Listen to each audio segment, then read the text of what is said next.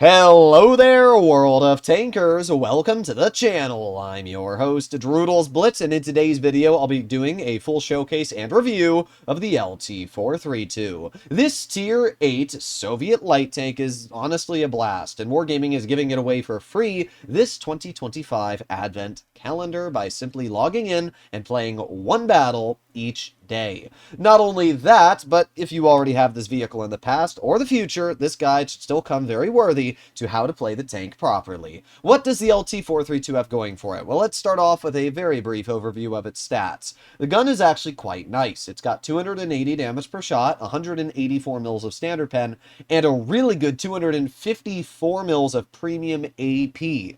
AP is by far the best premium ammo. It means that you're going to butter through angled surfaces like no trouble whatsoever. It also has decent high explosive pen at 54 mils, dealing a very nice 350 damage. The vehicle has 5 degrees of gun depression, making it fairly unflexible, but it's a low down tank, meaning that at least on certain ridge lines, you can still wedge it and make it pretty fun to use. Mobility wise, it's very fast, reaching a top speed of 70 and reversing at a whopping 30. This is one of the most mobile light tanks in Tier 8, especially that reverse speed allowing you to get out of situations very quickly. And finally, we have the gun, which has 3.3 seconds of aiming time, 0.344 dispersion, and around 2,000 damage per minute. So basically, it has the same gun as a T-44, but with better pen and better on-movement dispersion.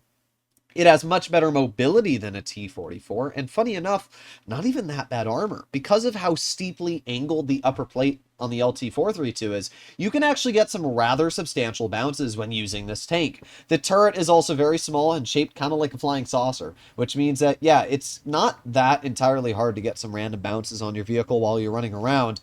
It's a very fun tank to use because of this, and I think it looks really cool, obviously. I've always liked the LT-432 since its release, and, well, now everybody else gets to mess around with it. So starting off, we are going to head right into the overlook here to spot tanks that are going to cross over to the heavy side. They only have 2 heavies. They have an IS-6 and a VZ-44-1. So if nothing gets spotted over here, then we know that their team is actually all going over to the medium flank. But I would expect that to be the case, which it is. I would assume that's pretty common sense, though, judging that they have only 2 heavies and 4 mediums. So we are going to make our way over to the ramps here, because we can see that the enemy team, at least as of now, does not appear to be over. Oh, wait a sec. We spotted something, but I'm going to shoot you. Oh, I should have looked at what it was. I should have. Unfortunate. I was assuming the IS-6 would kill the low health player, but he didn't. He kind of just ignored that. Okay, well, we get 1 shell out at least. Not too bad. Let's aim it on the IS-6 lower plate. We have to load a gold shell to pen him, but at least we do pen the shell. We have the LT-432 rushing us, which I obviously don't want to be shot by, so we're going to back up just like this. Keep on reversing, keep on reversing. My Dracula, not very helpful, though. Gonna be honest, not very helpful. Are we going to get any support from our team this game? I don't think so. In fact, I think, to be entirely honest, I'm probably going to die here.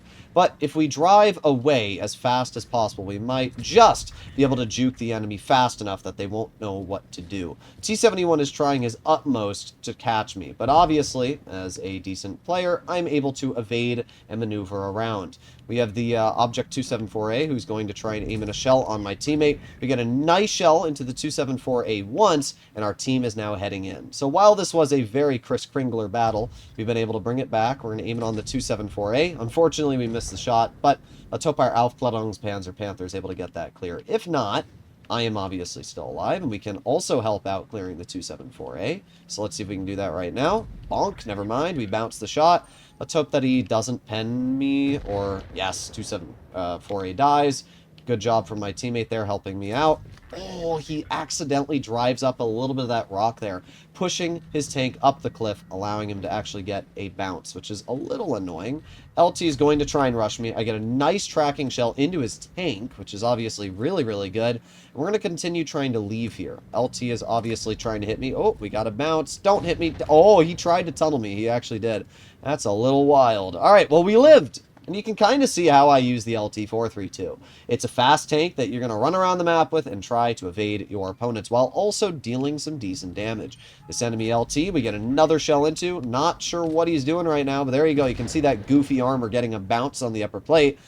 And we actually had a pretty solid game. We didn't do anything insane in terms of damage, but what we did do is completely distract the enemy team, giving our team crucial time to bleed out the enemy and come out with a victory. I was just a little surprised that the enemy IS-6 decided to shoot me over the one-shot 274A in front.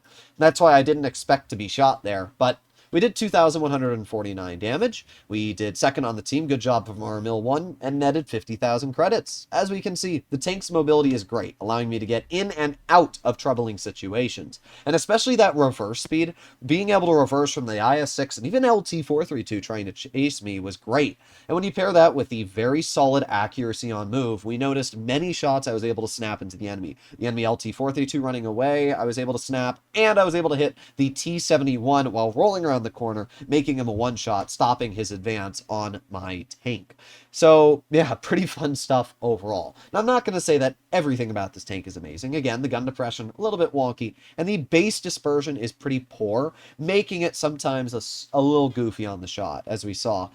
There were a couple shells that definitely could have been a little better if my dispersion was better. But I'm not running refined gun. I'm running vertical stabilizers because I'd rather have better base dispersion while driving than sitting still. Because as you noticed in that game, I didn't sit still all too much. So here we are, second game, and this game we are up against another LT-432. Okay, Endurance, Aufklärungspanzer Panther, 2 Super Pershings, so that makes 1, 2, 3, 4, 5 mediums. And our Shark's pinging to go town. Yeah, bro, let's go town, even though we have 5 mediums. Clearly, I always love when people tell the team how to play. I mean, I get it. If you want to, like, tell your team how to play and you're a decent player, fully understandable. But if you're not a decent player, and I can guarantee the Shark isn't, then what you're doing is you're basically telling your entire team how to not play the game, which is a little disappointing.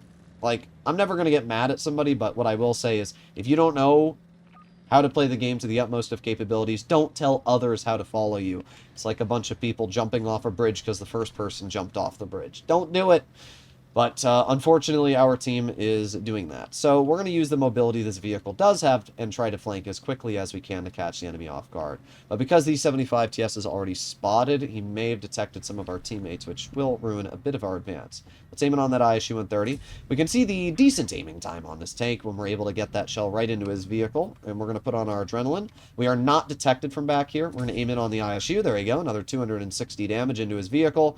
And I don't think we're going to be able to get one more out, but we may be. Nah, I was about to say, I don't think we're going to be able to get that shell out. Where's this Endurance going to go? Well, right into the open, and there you go. Nice 287 damage shell into his tank. We're up to 800 damage already, and we can see for some reason, the Super Pershing decided that YOLOing and killing himself was the best play he could make. So we're going to aim it on the rear of the Super Pershing, get that nice 280 roll into his vehicular, and we're going to move up. We have the enemy Super Pershing who's getting absolutely bled. We get a 260 damage shell ourselves, and while I didn't want to push down, I will admit, it is working. But let's get a nice shell into the Super Pershing. There you go. 260 damage there. We have the enemy LT-432. We have the E-75 TS. And where's the rest of the enemy team? Well, I don't really care. We're going to try and deal with this LT-432. You can see that crazy good reverse speed the vehicle does have here, allowing that enemy LT to get into cover. You can also see that very troll armor I was talking about. The enemy LT actually bounced me because of that. But yes, the armor on this vehicle, especially if you angle it properly, can be very, very troll and allow it to get some goofy bounces. Nice 286 roll into his tank, just like that. There's really nothing left on the enemy team. E-75 TS dies, and all that's left is the Endurance. Wow, this was an absolute steamroll. Now, I will tell you, while our team did win a lot, pushing to town is still not a good play on Port Bay. So try not to go to town. Sometimes it works well when the enemy team's not great, but if the enemy team was smart, they would have gotten the hull down, they would have waited for us to push, and they would have absolutely bled us. 2,200 damage, I would assume this puts us top on the team. Does, right up there next to the Shark. It's not a bad game at all. I just don't know why the Shark wanted the team to go town. Not a good play. Either way, pretty solid battle overall for the LT-432. And it really shows how this tank can shine. You use the mobility, you catch your enemy off guard, and you bleed them from a little bit of a distance. Then you're going to reposition if people try chasing you. This is obviously not a super high damage output vehicle, but what it is very fun to play, and it's a pretty solid credit earner. Plus, it's a premium. So if you ever do sell it, you can always buy it back with credits as well, which is pretty dang sweet. Overall, I think the LT-432 is a blast. I think it's a great tank, and hopefully this guide serves you well. If you'd like to see more content like this, please consider smashing that subscribe button down below, and I'll see you all in the next one. Bye-bye!